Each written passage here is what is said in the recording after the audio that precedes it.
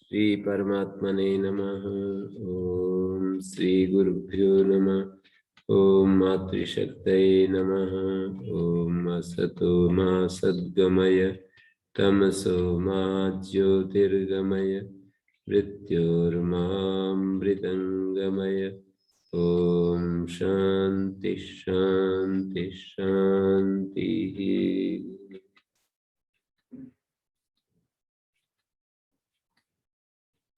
उपनिषद कक्षा 31 कठोपनिषद की प्रथम अध्याय के दूसरी वल्ली का 8वां मंत्र हमने कल देखा था।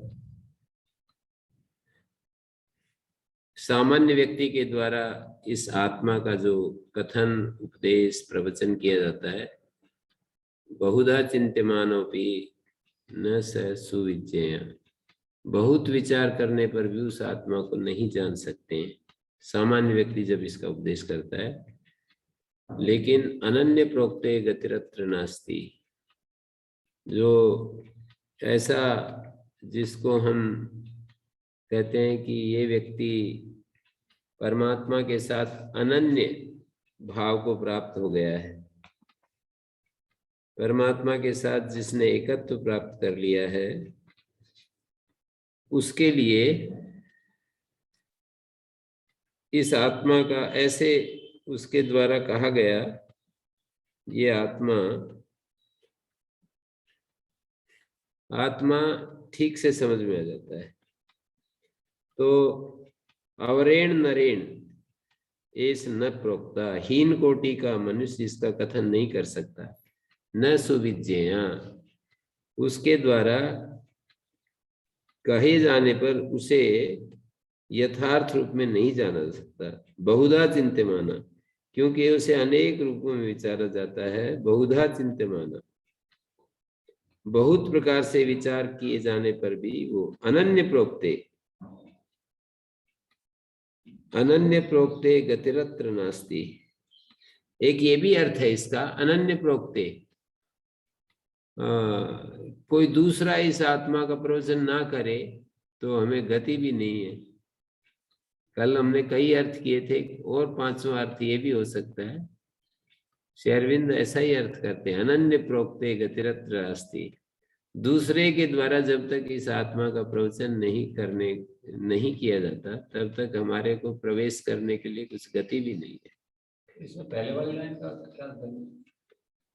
न नरेण अवरेण प्रोक्त ऐसा, अवर पुरुष के द्वारा, अवर का मतलब हीन या निकृष्ट पुरुष के द्वारा, जहाँ निकृष्ट से अप्रेत है, जिसमें आत्मा के स्वरूप का साक्षात्कार नहीं किया है, ऐसे व्यक्ति को अवर पुरुष कहते हैं। केवल शब्दार्थ संबंध से व्याख्या कर रहा है जो, उसको हम अवर पुरुष कहेंगे। शास्त्र को तो जानता है, व्याकरण आदि जानता है, लेकिन आत्मा का प्रकाश जिसे नहीं मिला है, स्वरूप साक्षात्कार नहीं किया है। जिस मनुष्य ने केवल मतलब शास्त्र पढ़ करके और उसके बारे में जो प्रवचन करता है, आत्मा का अनुभव नहीं किया है, वो यदि इसके स्वरूप का प्रतिपादन करेगा तो श्रोता को यथार्थ ज्ञान नहीं हो पाएगा। क्यों? आत्मा के स्वरूप को जानने के लिए आत्मा के वो जो आत्मा के जीव के साथ और विश्व के साथ उसको समस्त उस अस्तित्व को जानना आवश्यक है। आत्मा का जीवों के साथ, प्राकृतिक विश्व के साथ और उसके व्यापारों के साथ संबंध को भी जानना आवश्यक है। परंतु बिना आत्मा का प्रत्यक्ष वर्णन, प्रत्यक्ष दर्शन किए मनुष्य इस सब विषयों को ठीक ठीक समझ नहीं पाएगा, तो प्रतिपादन नहीं कर सकता है। तो अपूर्ण सदोष प्रतिपादन से श्रोताओं को यथार्थ ज्ञान नहीं हो सकता है।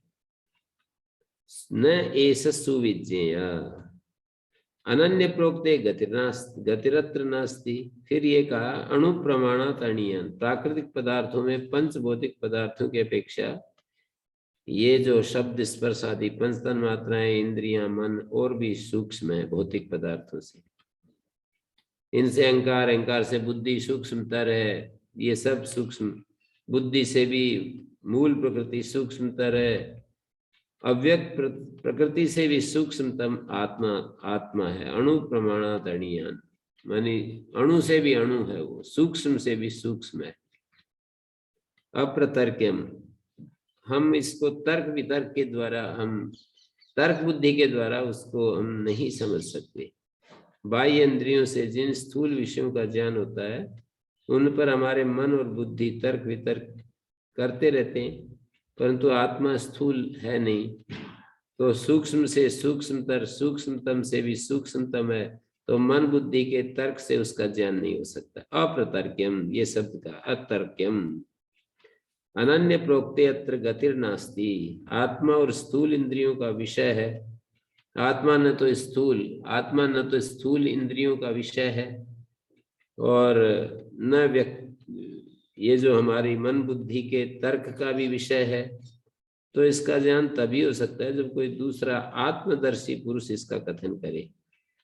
अनन्य प्रोक्ते अत्र गतिर नास्ति, बिना दूसरे के बताए कथन किए आत्मा के जानने में कोई रास्ता भी तो नहीं दिखता। पर वो जो अन्य व्यक्ति बता रहा है आत्मा के बारे में, वो साक्षात्कृत धर्म होना चाहिए, तो फिर हमारे को एक रास्ता मिल जाता है। न अन्य प्रोक्ते अनन्य प्रोक्ते, न अन्य प्रोक्ते, जो अन्य के द्वारा, माने एक अन्य शब्द का ऐसा भी अर्थ होता है, अन्य का मतलब जो हमारे से, ये शब्द थोड़ा सा ध्यान देने का है, इसमें कई सारे भाव छिपे हुए हैं। अनन्य प्रोक्ते, जो अभिन्न, उस अनन्यता को प्राप्त हो रहा है, अब अभेद को प्राप्त हो रहा है, उसके द्वारा ये आत्मा का उपदेश होने पर गतिरत्र नास्ति, गतिरत्र नास्ति, अणोर अणीयान अप्रतर्क्यम अणु प्रमाणात, अणु प्रमाण से भी अणीयान है, ये अप्रतर्क है। तो अभेद दर्शी के द्वारा जब इस आत्मा का उपदेश किया जाता है तो गतिरत्र नास्ति, अवगतिरत्र नास्ति, यहाँ पर बोध के लिए कुछ बचता नहीं, अर्थात बोध हो ही जाता है। यहाँ जो अनन्य प्रोक्त का भाई जो एकात्म भाव में, तो एकात्म भाव में ये जो ऋषि जिन्होंने ये उपनिषद भी है वो एकात्म भाव में है, तो प्रत्यक्ष उपदेश ही हो पुस्तक के या परंपरा के माध्यम से हो रहा है, वो भी अनन्य कई तो है उपदेश वास्तव में। हाँ, तो फिर भी उसके बाद भी साक्षात जीवित गुरु की अपेक्षा रहती है, ऐसा मानते हैं ना। तो वो अनन्य प्रोक्त होना चाहिए। अनन्य मानी अभिन्न होना चाहिए, वो अपृथकदर्शी होना चाहिए, उसकी भेद दृष्टि समाप्त होनी चाहिए, एकत्व में पहुंचा हुआ होना चाहिए वो। तो आत्मा हमारे स्थूल इंद्रियों का विषय तो होता नहीं, और व्यक्तिगत मन बुद्धि के तर्क का और उनका भी विषय नहीं होता। तो तभी इसका बोध होता है जब आत्मदर्शी पुरुष का इसका कथन करे। अनन्य न अन्य प्रोक्ते अनन्य प्रोक्ते, अनन्य अभिन्न भाव से, जो अभिन्न भाव को प्राप्त हुआ व्यक्ति है, ऐसा व्यक्ति गतिरत्र नास्ति। गति के 4 अर्थ यहाँ पर दिए थे। पहला अर्थ अनेकधा अस्ति नास्ति इत्यादि लक्षणा चिंता गतिरत्र अस्मिन् आत्मनि नास्ति न विद्यते। अपृथकदर्शी आचार्य के द्वारा ब्रह्मात्म भूतेन, प्रतिपाद्य जो ब्रह्म है जिसका प्रतिपादन किया जाता है, उस ब्रह्म के साथ एकाकार हुए उस आत्मा के प्रवचन किए जाने पर प्रोक्ते उक्ते आत्मनि गतिरत्र नास्ति अनेकधा अस्ति नास्ति इत्यादि लक्षणा चिंता गति अत्र अस्मिन् आत्मनि नास्ति न विद्यते। सर्व विकल्प गति प्रत्यस्तमितत्वाद आत्मना, आत्मा में सभी जो भेद है वो छिप जाते हैं, सारे विकल्पों की जो गति है वो शांत हो जाती है। कोई गति, कोई अनेक बुद्धि शेष नहीं रहती। अनन्य प्रोक्ते सति भेद बुद्धि नावशिष्यते। गतिरत्र नास्ति का मतलब है अनेक धास्ति नास्ति लक्षण जो चिंता है वो इस आत्म विषय में बसती नहीं है। या फिर अनन्यस्मिन आत्मनि प्रोक्ते, अनन्य प्रोक्ते गतिरत्र अन्यावगतिर नास्ति, अन्य बुद्धि शेष नहीं रहती। जेयस्य अनन्यस्य अभावात्, कुछ अन्य जेय बसता नहीं है। तो गतिरत्र अन्यावगतिरत्र नास्ति, गति मानी अन्य जो जानने योग्य चीज बसती नहीं है। आत्मा के द्वारा अनन्य भाव को प्राप्त हुए आत्मदर्शी के द्वारा जब प्रवचन किया जाता है तो जानने योग्य कुछ बचता नहीं है, क्योंकि ये ज्ञान की परा निष्ठा कही जाती है, आत्म एकत्व विज्ञान। तो अवगंतव्य अभाव से गति बचती नहीं है। और या फिर ऐसा करें, संसार गतिर व नास्ति अनन्य आत्मनि प्रोक्ते। अनन्य आत्मा के कथन किए जाने पर गतिरत्र नास्ति, संसार गति नहीं रहती है, क्योंकि उस आत्मा से ही नान्तरिकत्वा तद विज्ञान फल से मोक्षस्य। अनन्य आत्मने प्रोक्ति संसार गति अत्र नास्ति। गति संसार गति, एक जगह अनेकधा गति ये अर्थ होगा, एक जगह अन्यावगति, अन्य जानने योग्य चीज के न बचने से अनन्य प्रोक्ते गतिरत्र नास्ति, माने अन्य जानने योग्य चीज शेष नहीं बचती। और अनन्य प्रोक्ते सति गतिरत्र न, संसार गति नहीं बचती है, क्योंकि ऐसे व्यक्ति के द्वारा आत्मभूत ज्ञानी पुरुष के द्वारा प्रवचन किए जाने पर संसार गति नहीं बचती है, मुक्ति ही हो जाता है। या फिर प्रोच्यमान ब्रह्मात्म भूतेन आचार्येण प्रोक्ते आत्मनि अगतिरत्र नास्ति। ये गति में अकार भी साथ में मिला हुआ है जो पूर्व रूप हो रहा है। अनन्य प्रोक्ते अगतिरत्र नास्ति, ऐसा जब हम अलग अलग पदच्छेद करेंगे तो अनन्य प्रोक्ते अगतिरत्र नास्ति। अनन्य प्रोक्त का तो एक ही अर्थ है सब जगह, गति शब्द के चार अर्थ कर दिए। अनन्य प्रोक्त अपृथकदर्शी महान ज्ञानी पुरुष के द्वारा। अपृथकदर्शी मानी जो उस परात्पर पुरुष के साथ जो एक ही भूत है, उसके साथ अभेद को प्राप्त, जो ऐसा अभेद को प्राप्त हुआ जो ज्ञानी अनन्य प्रोक्ते गतिरत्र नास्ति। एक गति शब्द के चार अर्थ अलग अलग कर दिए गए हैं। तो एक जगह अगति अर्थ है अगतिरत्र नास्ति, माने यहाँ पर अगति नहीं है, अर्थात निश्चित रूप से दो निषेध जब हम कह देते हैं तो फिर सीधे अर्थ को देने लगते हैं। अगतिर नास्ति इसका मतलब है सही सही गति हमें प्राप्त हो ही जाती है। तो एक तो ये अर्थ है कि जिसमें हमें बोध हो ही जाता है। अनवबोध अगति अज्ञानम अपरिज्ञानम अत्र नास्ति भवत्येव अवगति तद विषय श्रोतु। सुनने वाले को अवगति हो ही जाती है।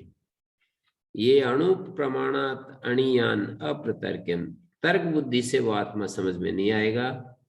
उसके लिए तो सीधा डायरेक्ट अपना अनुभव सामने रखना पड़ेगा कि ये है आत्म तत्व। सारे विचार भाव इच्छाएं जब शांत हो जाती हैं और एक परम शांति हमारे भीतर छा जाती है, उस अवस्था में जो चैतन्य स्वरूप हम हो जाते हैं वही तो आत्मा है, ऐसा अनुभव करना होता है। सारे विचार, सारी क्रियाएं, सारे भाव, जैसे दूसरी जगह भी कहा है ना, यत्र नान्यत पश्यति नान्यत शृणोति नान्यत विजानाति स भूमा। जब कोई और को नहीं देखता है, नहीं सुनता है, नहीं जानता है, वो भूमा की स्थिति है। यत्र नान्यत पश्यति नान्यत शृणोति नान्यत विजानाति स भूमा अथन्यत पश्यति अन्यत शृणोति अन्यत विजानाति तदल्पम। जब जानने वाला अपने से भिन्न किसी को नहीं जानता, नहीं देखता, नहीं मानता, नहीं विचार करता, वो भूमा स्वरूप है। और जब अन्य को देखता है, सुनता है, जानता है, तो वो अल्प स्वरूप हो जाता है। तो ये दूसरी श्रुतियों में ऐसा कहा है। और नान्यो अतो अस्ति दृष्टा, इस आत्मा के सिवाय कोई दूसरा दृष्टा नहीं, श्रोता नहीं, मनता नहीं, विज्ञाता नहीं, ये भी कहा है। तो आत्मा के बारे में श्रुतियों में जो हमें संकेत मिल रहे हैं, उन संकेतों को जो साक्षात अनुभव कर लिया है, ऐसा ज्ञानी पुरुष को जब हम देखते हैं तो हमें पूरा विश्वास जम जाता है आत्मा के विषय में। और फिर हम उस रास्ते पर चलते हुए धीर गंभीर होकर के चल पड़ते हैं।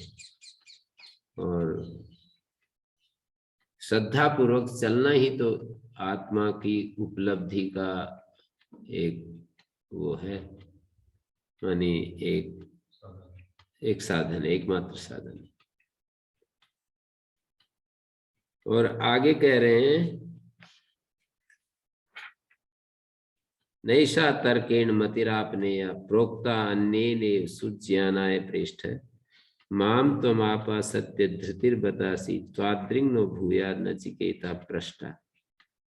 नैषा तर्केण मतिरापनेय अनन्य प्रोक्ते आत्मनि उत्पन्ना ययम आगम प्रतिपाद्या आत्ममति। अनन्य प्रोक्त संत के द्वारा, ज्ञानी के द्वारा आत्मा में जो आगम प्रतिपाद्य आत्ममति उत्पन्ना भवति, आगम से प्रतिपाद्य, आगम के द्वारा प्रतिपादन करने योग्य जो आत्ममति उत्पन्न होती है, तो वो बुद्धि तर्क के द्वारा नैषा मति तर्केण स्वबुद्धि अभ्युह मात्रेण आपनेया न प्रापणीया। यहाँ पर आपनेया शब्द दो तरह से बन सकता है। एक तो आपनेया में आपलरी धातु से अनियर प्रत्यय कर दिया, तो आप नेया बनना, आप नीया बनना चाहिए था। तो छांदस से नी को ने बन गया।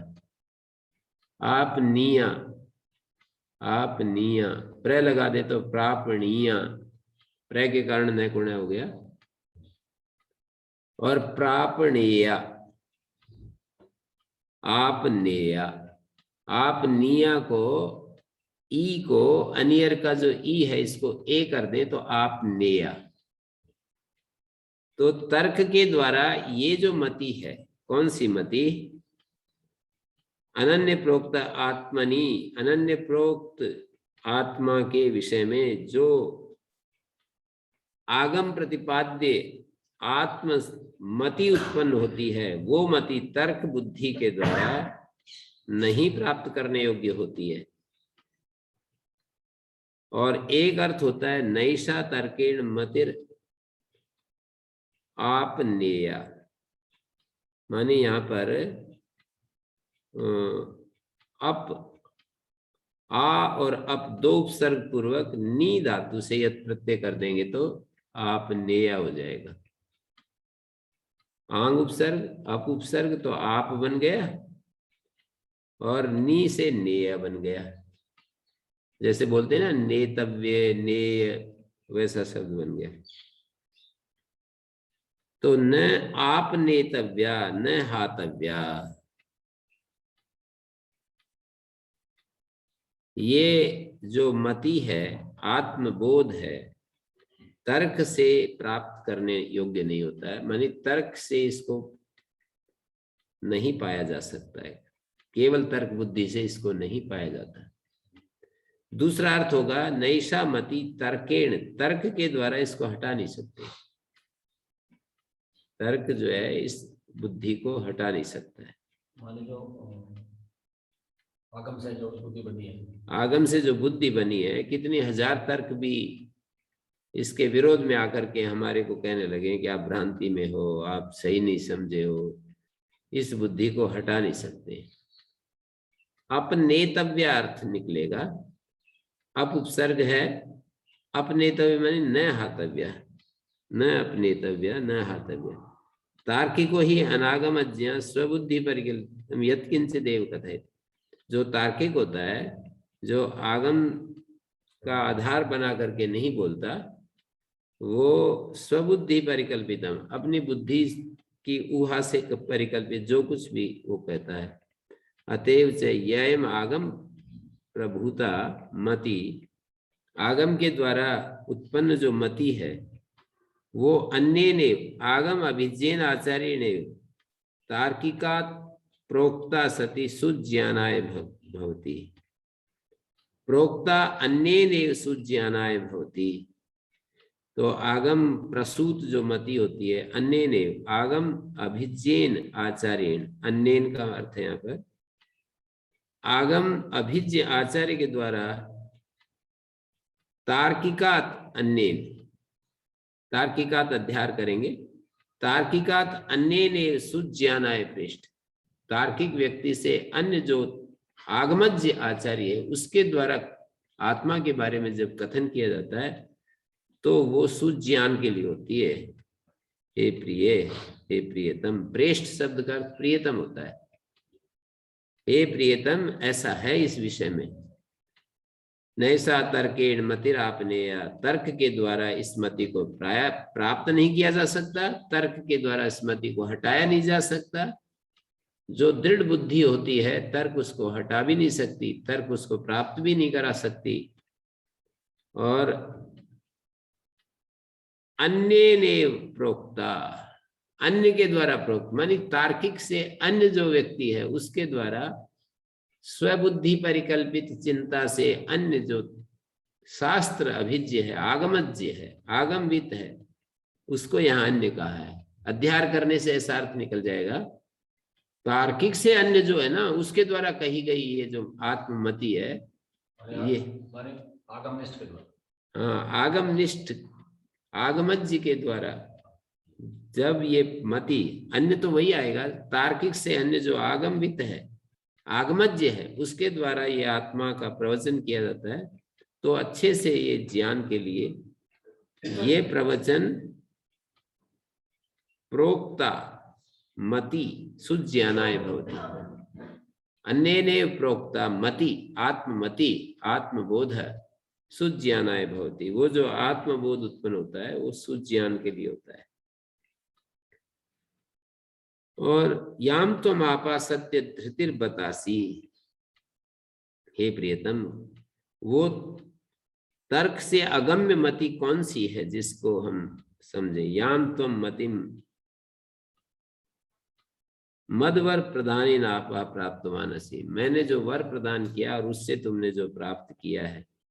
याम त्वम मतिम मदवर प्रदानेन आप प्राप्तवान असी, जिस मेरे वर प्रदान के द्वारा तुमने जिस मति को पाया है, सत्य अवितथ विषय धृतिर यस्य, सत्य, सत्य धृति का मतलब अवितथ विषय वाली धृति है जिसकी, ऐसे तुम सत्वम सत्य धृति बतासी इति अनुकंपयन्नाह, अनुकंपा करते हुए वो कह रहे हैं, मृत्यु नचिकेत्सम वक्ष्यमाण विज्ञान स्तुतये। तुम सत्य धृति हो, सत्य है धृति जिसकी, सत्य अवितथ विषय धृतिर्यस्य, यथार्थ विषय वाली धृति है जिसकी, ऐसे तुम सत्य धृति हो। तो मृत्यु नचिकेता को वक्ष्यमाण विज्ञान की स्तुति के लिए ऐसा कह रहा है, यम आचार्य ऐसा कह रहा है, जिस मति को तुमने पाया, याम तुम आप सत्य धृतिर बतासी, सत्य धृति वाले हो तुम। त्वाद्रिग नो भूयात नचिकेता पृष्ठा, हे नचिकेता, तुम्हारे जैसा कोई दूसरा पूछने वाला हो नहीं सकता है। या फिर इसका ये अर्थ होगा त्वाद्रिक न अस्माकं कृते, और भी कोई पूछने वाला हो तो तुम्हारे जैसा हो। तुम्हारे जैसा कोई पूछने वाला हो नहीं सकता, या कोई न शब्द का अर्थ नहीं करें तब तो ये अर्थ निकलेगा त्वाद्रिक नो भूया, तुम्हारे जैसा कोई हो नहीं सकता। या फिर त्वाद्रिक प्रष्टा, तुम्हारे जैसा पूछने वाला न अस्माकम, और भी कोई हो, ये हम प्रार्थना करते हैं, हम ये चाहते हैं। ईदृक यादृक त्वम ही नचिकेता पृष्ठा, ताद्रिक माने त्वत्तुल्या न अस्मभ्यम भूयात् भवतात् भवतु अन्यः कश्चित् पुत्रः शिष्य वा पृष्ठा, कोई पुत्र हो या कोई शिष्य हो तुम्हारे जैसा पूछने वाला होना चाहिए, जो बिल्कुल अपने संकल्प में सुस्थिर है, ऐसा पूछने वाला चाहिए, जिसने एक तरफ निर्णय ले लिया है कि मुझे बस यही चाहिए, दूसरा जीवन में कुछ भी नहीं चाहिए। तो आद्रिक नो भूयात, नह का अर्थ अस्मभ्य में नहीं करें, हमारे लिए तुम्हारे जैसा पूछने वाला हो, हम तो यही चाहेंगे, हम तो यही प्रार्थना करेंगे। शिष्य हो तो आपके जैसा हो। हाँ, शिष्य हो तो आप जैसा हो। तो त्वात्रिक तत्तुल्य न अस्माकं कृते या अस्मभ्यम भूयात पृष्ठा, हमारे लिए ऐसा पूछने वाला बार बार हमें मिलता रहे। तुम सत्य धृति हो, तुम्हारा धैर्य सत्य है, कितने भी प्रलोभनों से तुम इधर विचलित नहीं हुए।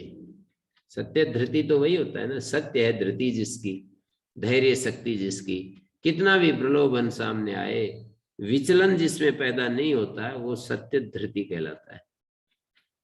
तो जिस मति को तुमने पाया, तुम तो सत्य धृति हो, उसके बिना वो आत्मबोध नहीं हो सकता है।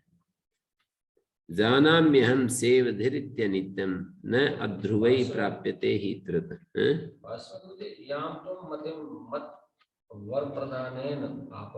याम त्वम मतिम, भाष्य में ये लिखा है याम त्वम मतिम मदवर प्रदानेन आपः प्राप्तवान असि। मति को और प्रदान से कैसे जोड़ते हैं? यहाँ पर मैंने वर दिया और तुम्हारे को आत्मबोध हो गया। तीसरा वर मांगा था ना, मैं आत्म ज्ञान पाना चाहता हूँ, आत्मा का स्वरूप उपलब्ध करना चाहता हूँ, या स्वरूप जानना चाहता हूँ। जानना तो उपलब्ध करना ही है यहाँ पर। तो आपने पूछा था कि मैं आत्म ज्ञान पाना चाहता हूँ, मैंने वर दे दिया, आपको आत्मबोध हो गया। तो याम तुम आपा, जिस मति को तुमने मेरे वर प्रदान से प्राप्त किया है, सत्यावितथ विषया धृतिर्यस्य तव स तुम सत्य धृति बतासी बत असि इति अनुकंपयन आह मृत्युर्नचिकेत्सम। तुम तो बड़े ही सत्य धृति हो, जिस मति को तुमने मेरे वर प्रदान से पाया है, वो सत्य धृति, सत्य विषय वाली, सत्य निश्चय वाली धृति है तुम्हारी। स्वयं तुम सत्य धृति बतासी, बड़े ही। तीसरा वर्ग तो अभी बता ही रहे हैं, पूरा तो हुआ नहीं। हाँ, तो अभी बता दिया ना, बता दिया, कुछ तो चालू हो ही गई बात। और ये शुरू में ही कह तो दिया है कि नैसा मति तर्केण आपने या प्रोक्तान्य ने सुज्ञाना, ये सब श्रवणाय अभी बहुवीर्यो न लभ्या शृण्वन्तो विभयो यम न विद्यु आश्चर्य वक्ता कुशलोस्य लब्धा आश्चर्य ज्ञाता कुशलानुशिष्टा। तो याम त्वम आपा, और कभी कभी भविष्य में होने वाले को भूतकाल में निर्देश कर देते हैं। जैसे कहते हैं ना भाई, वर्षा, कोई ऐसा बोले तो उसको ठीक करके कहते हैं, वर्षा हो गई तो बस धान हो ही जाएंगे। बोले ये क्या बोलता है, यूं बोल, वर्षा हो गई तो धान हो ही गए हैं। तो भविष्यत में होने वाली घटना को भी भूत में बोलते हैं। तो जो आत्मज्ञान आगे होने जा रहा है, उसको भी सुनिश्चित करके बोल रहे हैं कि समझो कि अब तुमको जो मति प्राप्त हुई है, क्योंकि श्रेय वर प्रधान को देना, इसलिए पूछा इसका श्रेय वर प्रधान को दे। हाँ, तो याम तम मति मदवर प्रदाने नापा प्राप्तवानसी, मेरे वर प्रदान से जिस मति को तुम प्राप्त तुम हो जाओगे, यूं समझ लो, वो सत्य धृति हो तुम अपने निश्चय में। ये तो देख ही लिया इन्होंने कि वो सत्य धृति हैं और प्रलोभनों के साथ सामने उनका मन वैसा ही रहा जैसा कि प्रलोभन से पहले था। मृत्युर नचिकेतसम वक्ष्यमाण विज्ञानस्ते, वह नचिकेता के ऊपर मृत्यु जो है अनुकंपा करता हुआ ये बात बोल रहा है। वक्ष्यमाण विज्ञान की स्तुति के लिए भी बोल रहे हैं ना, वक्ष्यमाण विज्ञान की स्तुति के लिए, जो आगे विज्ञान बताने जा रहे हैं उसकी स्तुति के लिए ऐसा कहा जा रहा है। त्वादृक् तुल्यः नो अस्माभिः भूयात्, तुम्हारे जैसा पूछने वाला हमें मिलता रहे सदा। पुनरपि तुष्टाः, फिर भी प्रसन्न होकर के आगे कहते हैं, जानाम्यहं सेवधिरित्य नित्यम, जानाम्यहं सेवधि निधि कर्मफल लक्षणों निधिरि प्रार्थ्यते इति। जैसे मैं जानता हूं, क्या जानता हूं कि सेवधि निधि कर्मफल लक्षण जो निधि है वो अनित्य है, नहीं अध्रुवई प्राप्यते ध्रुवम तत्, अध्रुव साधनों से वो ध्रुव सत्य प्राप्त नहीं होता है। असौ अनित्यम अनित्य इति जानामि, नहीं अस्माद् अनित्य अध्रुवई नित्यम ध्रुवम तत्प्राप्ते परमात्माख्या सेवधि, वो परमात्माख्य जो खजाना है वो अनित्य साधनों से नहीं मिलता है। यस्तु अनित्य सुखात्मका सेवधि, सेव अनित्य द्रव्य प्राप्यते, जो अनित्य सुख वाला जो खजाना है वो अनित्य द्रव्यों से प्राप्त होता है। ये ठीक से मैं जानता हूं, यम कह रहे हैं ये बात। जानाम्यहं सेवधि, मैं उस कर्म फल लक्षण खजाने को जानता हूं। अनित्यम, वो अनित्य है। न अध्रुवई प्राप्यते ध्रुवम तब, अध्रुव साधनों से वो नहीं मिलता है, वो तो ध्रुव है ना, निश्चल है। अनित्य अध्रुव से नित्य ध्रुव को नहीं पाया जाता है। वो तो नहीं अध्रुवई नित्यम ध्रुवम तत्प्राप्त, परमात्मा आख्या सेवधि, परमात्मा रूप जो खजाना है, निधि है, वो नित्य ध्रुव है। वो अनित्य अध्रुव पदार्थों से नहीं मिलता है। यस्तु अनित्य सुखात्मका सेवधि, जो अनित्य सुख स्वरूप जो खजाना है वही केवल अनित्य द्रव्यों से मिलता है। इसलिए तस्मात् मया जानतापि नित्यम अनित्य साधने न प्राप्यते इति नाचिकेतस्थितो अग्नि अनित्यै द्रव्यै पश्वादिभिः ततो मया नाचिकेतस्थितो अग्नि, नाचिकेत अग्नि का मैंने चयन किया है। नाचिकेतो अग्नि अनित्यै द्रव्यै प्राप्तवान अस्मि नित्यम, मैंने अनित्य द्रव्यों के सहारे पशु आदि स्वर्ग सुख साधन भूत जो अग्नि को मैंने संपन्न किया है। तेन हम अधिकारम आपन्नो नित्यम याम्यम स्थानम स्वर्गाख्यम नित्यम आपेक्षिकम प्राप्तवान अस्मि। इस श्लोक को आचार्य भाष्यकार इस तरह से व्याख्यान कर रहे हैं कि यमाचार्य याम्य पद पर प्रतिष्ठित हैं और उन्होंने अनित्य साधनों से आपेक्षिक नित्य इस पद को पाया है। एक तो नित्य जो मोक्ष है वो पूर्ण नित्य है और ये आपेक्षिक नित्य है, दूसरों की अपेक्षा से और ज्यादा बहुत लंबा अवधि वाला। मया नाचिकेता अग्निचिता, मैंने नाचिकेत अग्नि का चयन किया है अनित्य द्रव्यों से।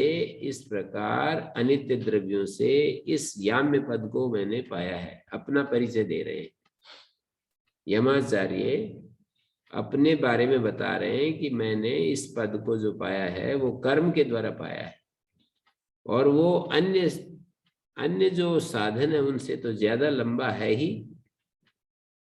तो इसको कह रहे हैं जानामि हम सेवधिरित्य नित्यम, ये जो सेवधि है जो मैंने पाई है वो अनित्य है, ये बात मैं जानता हूँ। और ये मैं जानता हूँ नहीं अध्रुव ही प्राप्यते ही ध्रुवम तत्, अध्रुव साधनों से उस ध्रुव सत्य को नहीं पाया जाता, अध्रुव साधनों से अध्रुव चीज ही मिलती है। अध्रुवम अध्रुवई प्राप्यते ही ध्रुवम तत्, ध्रुव वस्तु को नित्य वस्तु को पाने के लिए अध्रुव साधन नहीं अपनाए जाते।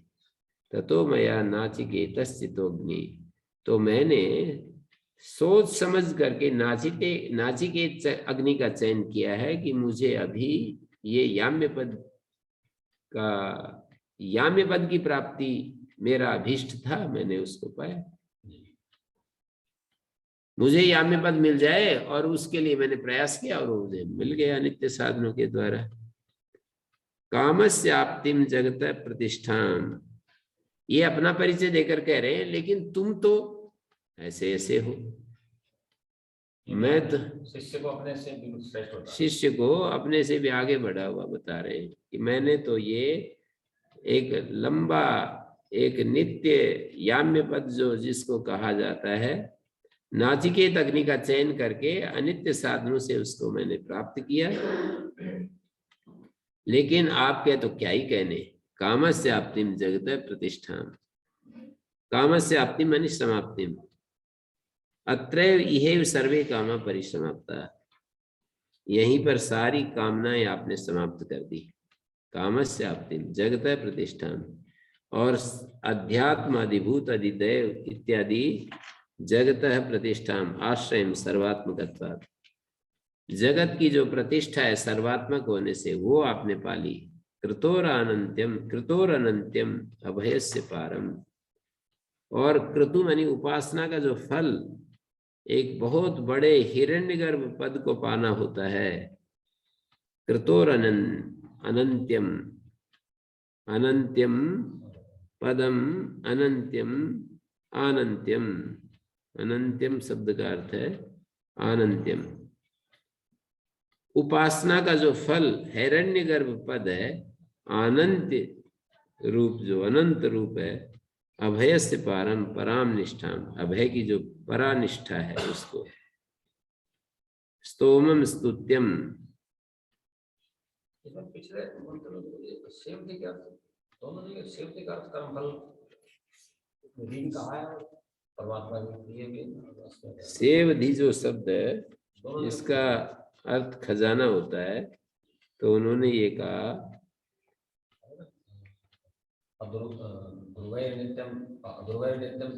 ये कह रहे हैं जानाम्यहम सेवधि, 10वें मंत्र में जानामि हम सेवधि नित्य नित्यम, मैं ये जानता हूं कि ये जो सेवधि कर्म फल लक्षण जो निधि के समान जो सेवधि है, सेवधि माने निधि होता है, कर्म फल लक्षण निधि जो है उसको, उस बारे में मैं जानता हूं कि ये अनित्य है। असौ अनित्यम अनित्य इति जानामि, इस कर्म फल लक्षण निधि को मैं अनित्य जानता हूं। नहीं अस्माद अनित्य ही ध्रुव, क्यों जानता हूं, कैसे जानता हूं कि अध्रुव साधनों से नित्यम ध्रुवम न प्राप्यते, अनित्य अध्रुव साधनों के द्वारा नित्य ध्रुव जो परमात्मा आख्य जो खजाना है वो नहीं प्राप्त होता। तो सेवधि मानी खजाना, कर्म फल लक्षण खजाना भी हो सकता है, परमात्मा की खजाना भी हो सकता है, इस तरह से कह रहे हैं। तो मैंने तो जानते हुए और नाचिकेत अग्नि का चयन किया, क्या जानते हुए मैंने उसका चयन किया, यतस तस्मात् मया जानता भी, मानी स अनित्य द्रव्य, अनित्य सुखात्मक जो खजाना है वो अनित्य द्रव्यों से मिलता है।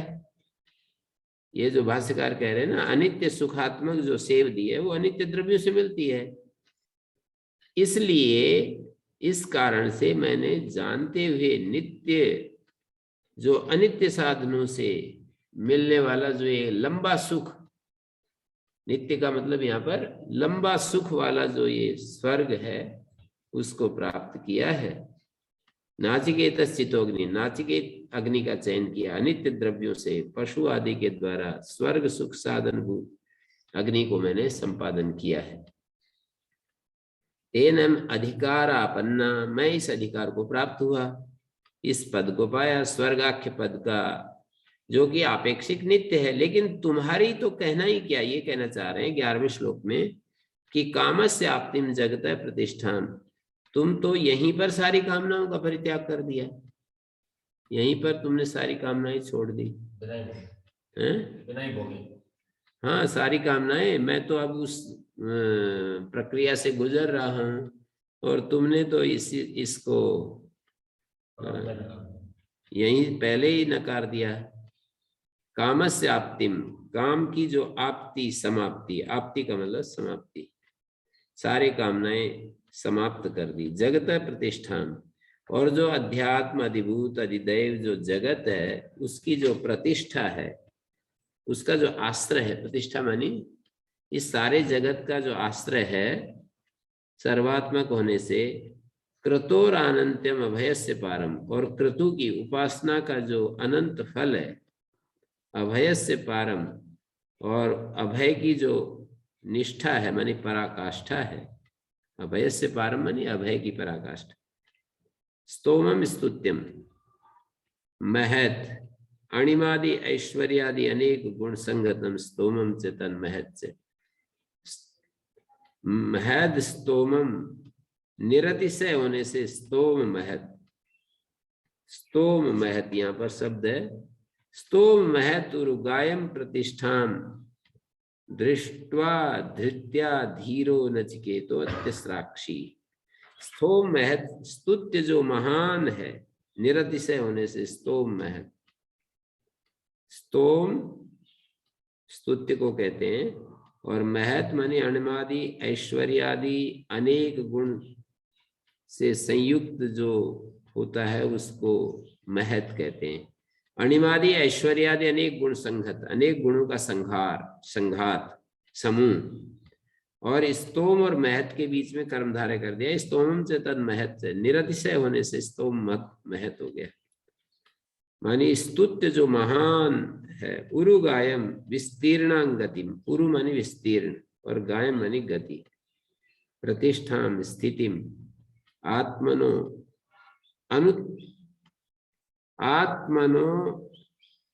अनुत्तमामपि गतिम दृष्ट्वा धृत्या धैर्येण,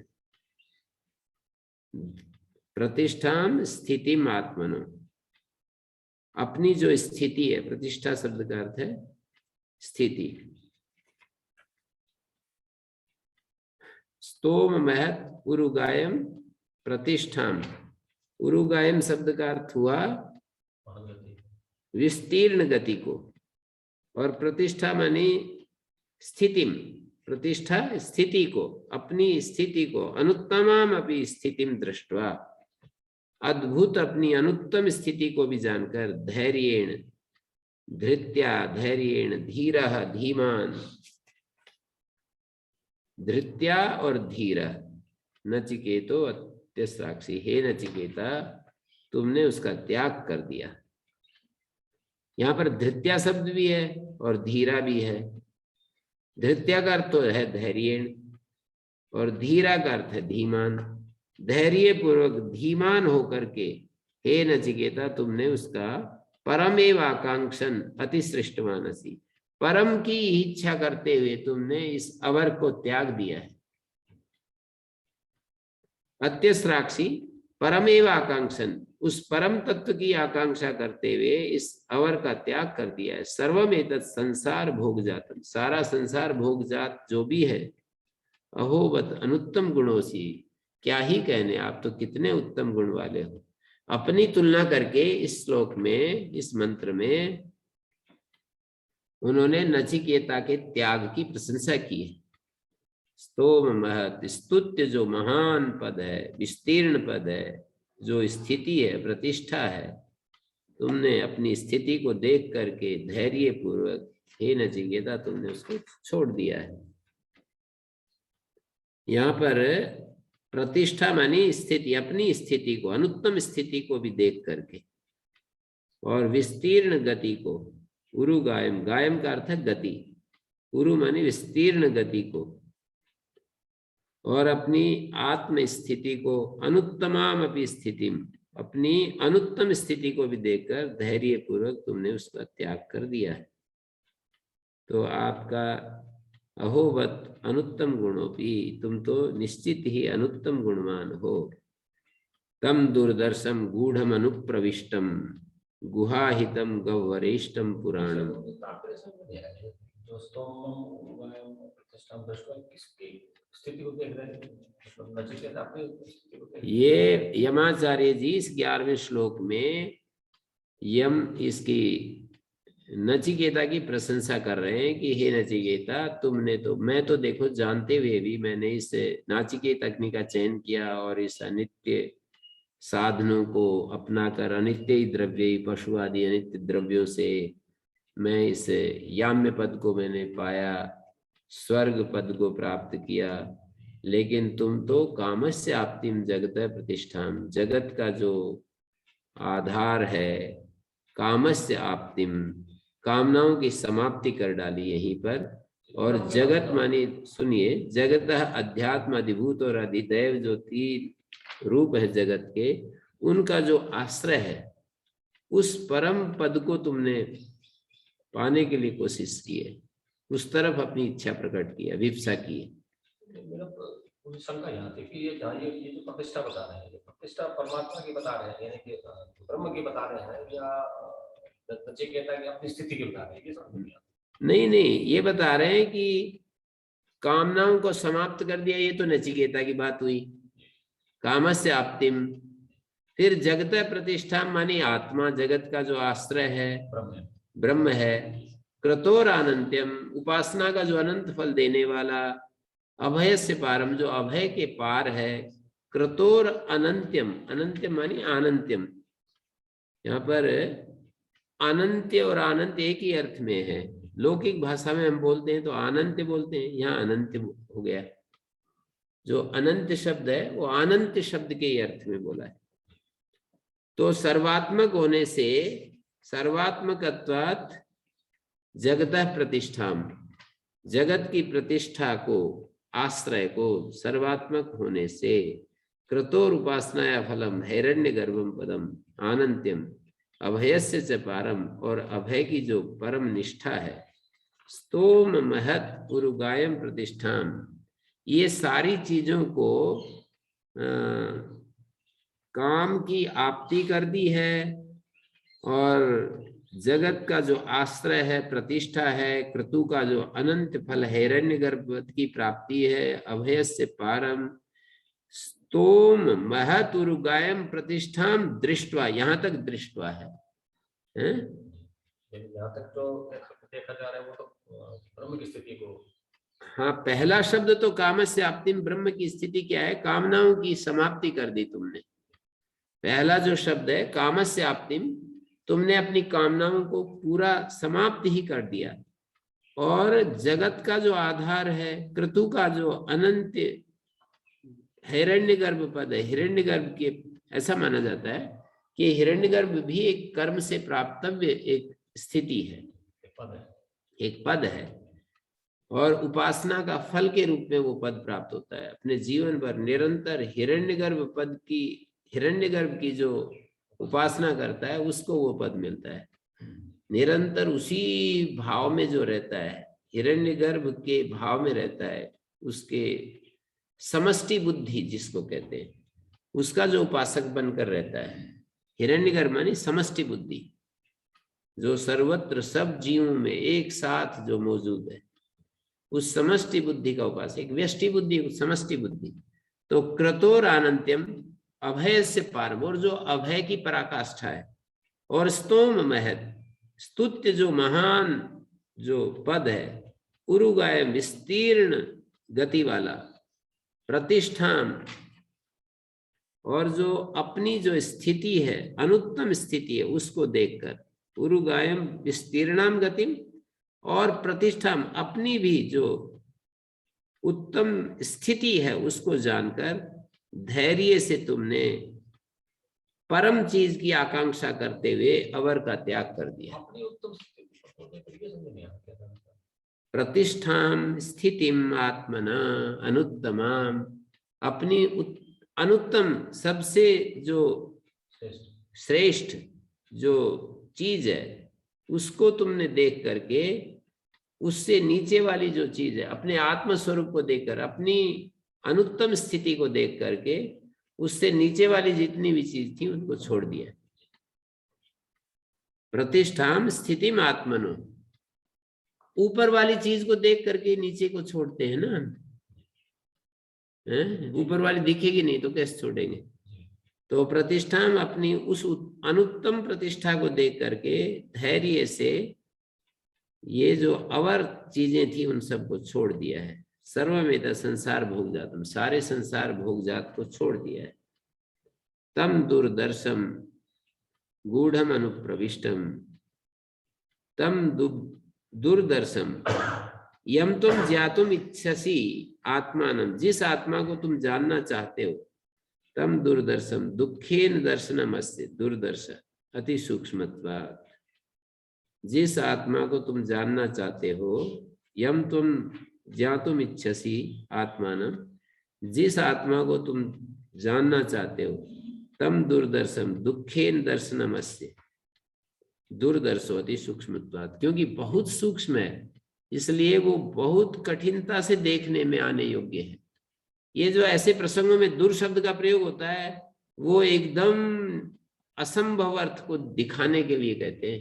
असंभव से थोड़ा, असंभव से बिल्कुल ही मतलब नियर टू इम्पॉसिबल है, उसके नजदीक पहुंचाना चाहते हैं। तम दूरदर्शम गूढ़म अनुप्रविष्टम दुखेन दर्शनम अस्य, कष्टपूर्ण दर्शन है जिस आत्मा का, अति सूक्ष्म होने कारण गूढ़म गहनम अनुप्रविष्टम, प्राकृत विषय विकार विज्ञान प्रच्छन्नम, जो कि गूढ़ है, अनुप्रविष्ट है, छिपा हुआ है, जो स्वाभाविक विषय विकार विज्ञानों से प्रच्छन्न है। गुहाहितम, बुद्धि में जो हित है रखा हुआ है आत्म तत्व, गुहाहितम गुहायाम बुद्धो स्थितम तत्र उपलब्धिमानत्वात्, सब जगह है वो बुद्धि में क्या नहीं है, बुद्धि में भी है। जो सब जगह मौजूद है उसको गुहाहित क्यों बताते हैं, वहीं उसकी उपलब्धि होती है। गाय के सर्वत्र शरीर में दूध रहते हुए भी उपलब्धि स्तन में होती है। तो इस तरह से गुहाहित शब्द है, गुहाहित शब्द, गुहाहित, गुहा में हित रखा हुआ है। तो ये सब हम देख सकते हैं ना, जैसे सारे शरीर में शुक्राणु होते हुए भी उसकी उपलब्धि तो किस में बताते हैं, टेस्टिकल्स में होती है ना। तो इस तरह से इसको देख सकते हैं। गुहाहितम, बुद्धि रूपी गुहा में जो उपलब्ध होता है इसलिए गुहाहितम। गह्वरेष्टम पुराणम, गह्वरेष्टम गह्वरे तिष्ठति गह्वरेष्टम, विषम जो अनेक अनर्थ संकट में जो फंसा हुआ दिखाई दे रहा है।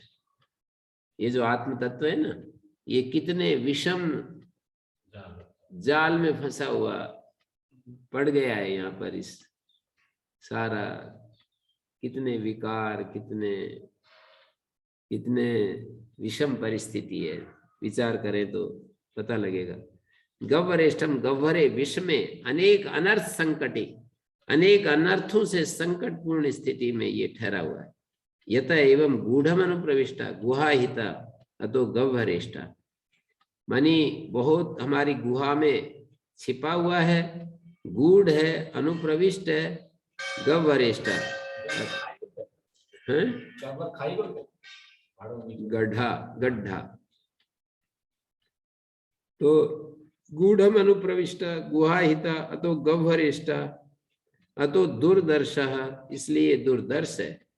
तम पुराणम पुरातनम अध्यात्म योगादिगमेन विषयेभ्य प्रति संहृत्य चेतस आत्मनि समाधानम अध्यात्म योग, ऐसे उस पुरातन सदा से चला आ रहा अध्यात्म योगादिगमेन, अध्यात्म योग के द्वारा जो प्राप्तव्य है, अध्यात्म योगादिगमेन विषयेभ्य प्रतिसंहृत्य, विषयों से वापस लौटा करके, उपसंहार करके, बाह्य जगत से अपने मन को मोड़कर, चेतसः आत्मनि समाधानम, चित्त का अपनी आत्मा में समाधान करना, अध्यात्म योगादिगमेन देवम, सब तरफ से मन को हटा करके अपनी आत्मा में लगाना अध्यात्म योग कहलाता है।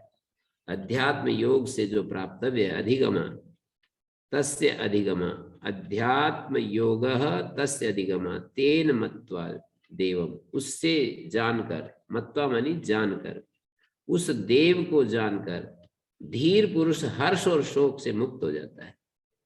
अपने उत्कर्ष अपकर्ष का अभाव होने से हर्ष शोक को छोड़ देता है। ना मुझ में किसी से उत्कर्ष है, ना किसी से अपकर्ष है, ना हीन भावना, ना अहम भावना, ना तो किसी से मैं बढ़ा हुआ हूं, ना मैं किसी से छोटा हूं। ये स्थिति यदि किसी की आ जाए तो इस संसार में कितना अच्छा ये ढंग है जीने का। ना मेरे में किसी से उत्कर्ष है, ना मेरे में किसी से अपकर्ष है। तो आदमी दो भावों में उलझ पुलझ रहता है, किसी को अपने से आगे मानता रहता है, किसी से अपने को आगे मानता रहता है। अपने को आगे मानते हैं अहंकार आ जाता है, और उस नीचे मानते हैं हीनता। हाँ, अपने आप को नीचे मानेगा तो हीन भावना आती रहती है। अपने आप को मतलब दूसरों को आगे माने और अपने आप को नीचे, तो हीन भावना है कि मैं तो कुछ नहीं हूं। अपने को दूसरों से अच्छा मानता है तो मैं तो बहुत विशेष हूं। अब ये जो है कह रहे हैं कि हर्ष और शोक छोड़ देता है, उत्कर्ष अपकर्ष का त्याग कर देता है। उत्कर्ष के कारण हर्ष होता है, अपकर्ष के कारण शोक होता है। अपने विहीन भावना से शोक होता है, अहम भावना से हर्ष होता है। तो एक बार फिर देखिए, अध्यात्म योगादिगमेन देवम, अध्यात्म योग से जो प्राप्त करने योग्य आत्म तत्व है, उस देव को जान करके धीर पुरुष जो है हर्ष शोक को छोड़ देता है। वही तुम कर रहे हो। अहो उत्कर्ष अपकर्ष अभावात् जहाति, ऐसे तुम हो। तो गुहाहितम गह्वरेष्टम पुराणम, पुराणम का मतलब पुरातनम, सदा से विद्यमान, और गुहाहित बुद्धि रूपी गुहा में जो रखा हुआ है। गह्वरेष्ठ गूढ़म अनुप्रविष्टा, गूढ़ इसमें छुपा हुआ, गूढ़म अनुप्रविष्टा, इसलिए वो दूरदर्श कहा है। गूढ़म अनुप्रविष्टा गुहाहिता अतो गह्वरेष्ठा, गुहाहित है इसलिए गह्वरेष्ठ है। तम पुराणम पुरातनम अध्यात्म योगाधिगमेन देवम, अध्यात्म योग का मतलब ये होता है कि बाहर से अपने चित्त को हटा करके अपनी आत्मा में लगाना अध्यात्म योग होता है। उसकी अध्यात्म योग का जो अधिगम है उसके द्वारा, उसकी प्राप्ति के द्वारा, अध्यात्म योग की प्राप्ति के द्वारा देवम मत्वा, उस अपने आत्म स्वरूप को जानकर धीर पुरुष हर्ष शोको आत्मना, अपनी आत्मा के हर्ष और शोक उत्कर्ष अपकर्ष को छोड़ देता है। वही तुम कर रहे हो। अध्यात्म योगादिगमेन देवम मत्वा धीरो। तो आज के इस संदेश में सबसे महत्वपूर्ण बात यह है कि धीर पुरुष को अध्यात्म योग के द्वारा बाहर के संसार से अपने मन इंद्रियों को हटाकर अपनी आत्मा में लगाना चाहिए, और उस आत्मा को जान करके धीर पुरुष को उत्कर्ष अपकर्ष का त्याग कर देना चाहिए, हर्ष और शोक का त्याग कर देना चाहिए। माने ना मैं किसी से विशेष हूं, ना मैं किसी से अविशेष हूं। ऐसी भाव दशा में अपने आप को पहुंचा देना चाहिए। ये आत्मा तो पुराण है, पुरातन है, और ये आत्मा गह्वरेष्ठ है। इस सब संकटों के बीच में फंसा हुआ है, तो उसकी उस आत्मा को की रक्षा करनी है। गह्वरेष्ठ है, संकटों के बीच में फंसा हुआ है, वो हमारे ऊपर है उसकी रक्षा करना। गुहा में रखा है वो, और दूरदर्श है। ये तो सही बात है कि बहुत कठिन से उसका दर्शन होता है, उसका अनुभव होता है। और गूढ़म अनुप्रविष्टम, वो बहुत गूढ़ गहन अनुप्रविष्टम, प्राकृत विषय विकार विज्ञानी प्रच्छन्न, प्राकृत विषय विकार विज्ञानों से छुपा हुआ प्रच्छन्न है, तो ऐसे उस आत्मा को ढूंढना है। अध्यात्म योगादिगमेन देवम मत्वा, ऐसे उस देव को समझकर जानकर हमें हमारे भीतर हर्ष और शोक को, उत्कर्ष और अपकर्ष को, भाष्यकार ने हर्ष शोक को उत्कर्ष अपकर्ष शब्द डाल करके बहुत ही सुंदर व्याख्यान कर दिया है कि हर्ष शोक को छोड़ देता है, उत्कर्ष अपकर्ष को छोड़ देता है। सारा संसार हमसे वियुक्त हो जाए तो हमें शोक होने लगता है, सारा संसार हमें मिल जाए हर्ष होने लगता है। हम अपने में उत्कर्ष का अनुभव करने लगते हैं, चीजों के, वस्तुओं के, संबंधों के, कर्मों के विशेषता के आधार पर कि ऐसे ऐसे लोगों से मेरा संबंध है, ऐसे ऐसे लोग मेरे शिष्य हैं, ऐसे ऐसे लोग मेरे संपर्क में हैं, सब लोग मेरे को ऐसा देखते हैं, तो हम लोग फिर उससे अपने आप में विशेषता अनुभव करने लगते हैं, और या फिर अपने भीतर अविशेषता अनुभव करने लगते हैं, विशेषता नहीं करते तो अविशेषता करने लगते हैं। उन दोनों को भी आत्मा का अनुभव करके जो साधक है वो छोड़ देता है, और नचिकेता तुम यही कर रहे हो। ओम शांति शांति शांति।